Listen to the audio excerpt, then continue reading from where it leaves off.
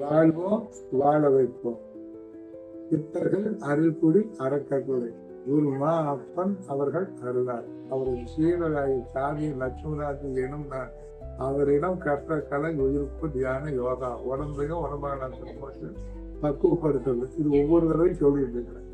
இந்த உணவுகள்ல ஏற்கனவே தெரிவிச்சிருக்கோம். காலை உணவு 8 இருக்கணும். காலை உணவுனா இரவு தூங்கி எந்திரிக்கிறோம். எந்திரிக்குள்ள சிறுநீரை கழிச்சிட்டு அளவா தண்ணி விட்டு கண்ணை மூடி ஒரு 11 தடவை மெதுவா கொப்பளிங்க. நேர முகத்தை எடுத்து வாயை லேசா திறந்து அதை கொஞ்சம் ஊதுங்க. மீண்டும் வாயை மூடி நேரம் வந்து 3 தடவை கொப்பளி குமிங்க. குமிஞ்சு வாயை தந்தீங்கன்னா வலுவலுன்னு வரும். வாத சம்பந்தமான இதெல்லாம் அந்த நீர்ல போயிடும். வாய் நல்லா சத்துட்டு கூட சடசடான்னு வரும். பித்த சம்பந்தமானதெல்லாம் நீங்க வாய்க்குள்ளேயே முதல்ல சுத்தம் பண்ணப்படுது. அதுக்கு பின்னால முகத்தை கழுவறு முதல் போட்டு தேய்க்க வேண்டாம். தண்ணி போட்டு இப்படி தொட்டு எடுங்க.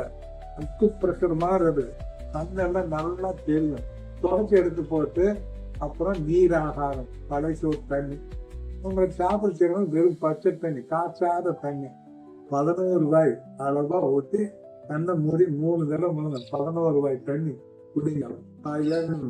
ஒரு வாயும் வெளியேறும். மலமாசம் வேலையும் வரும்.